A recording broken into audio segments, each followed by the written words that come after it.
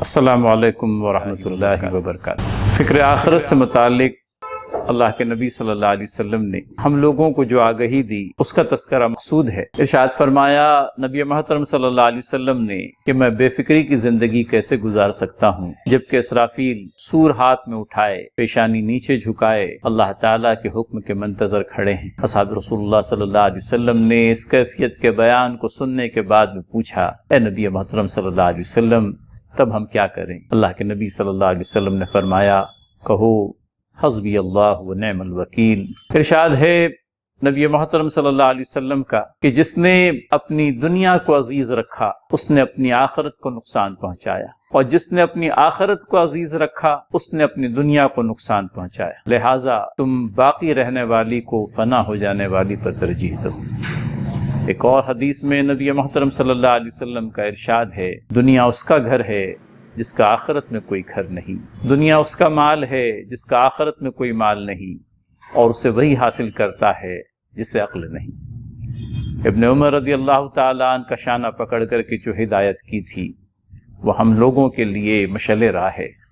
اس دنیا کے اندر میں بحیثیت مومن ہم اپنی زندگی کیسے گزاریں؟ آیا اس دنیا کے بندے بن کر کے رہ جائیں یا فکر آخرت ہم لوگوں کو اپنی آگوش میں لیے رہے؟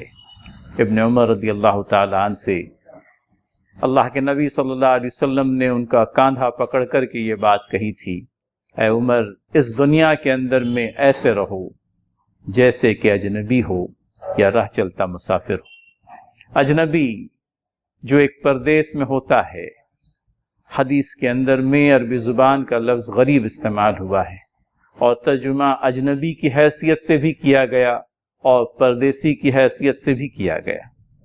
پردیسی جب پردیس میں ہوتا ہے تو اس کا دل اپنے دیس میں اٹکا ہوا ہوتا ہے۔ مومن کی مثال دنیا کے اندر میں ایک پردیسی کی ہے، اس کا دیس تو آخرت ہے، وہ اس دنیا کے اندر میں ایک پردیسی ہے، اور پردیسی پردیس کو اپنا گھر نہیں بناتا، اسے تو اپنے گھر لوٹ جانے کی فکر ہوتی ہے۔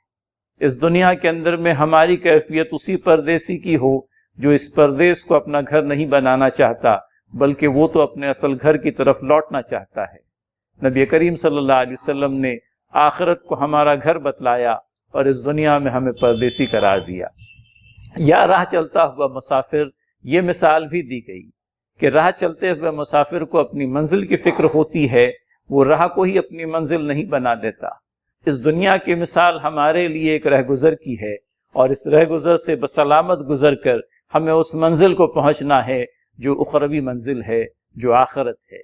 اللہ تعالیٰ اس دنیا کو حسب ضرورت حاصل کرنے کی توفیق دے، اور اس سے کہیں زیادہ آخرت کی فکر میں ہم لوگوں کو مبتلا کرے کہ وہی اصل جا ہے، وہی اصل منزل ہے، اور وہیں پہنچنا بخیر و سلامتی پہنچنا ہمارے لیے باعث فوز و فلاح ہے۔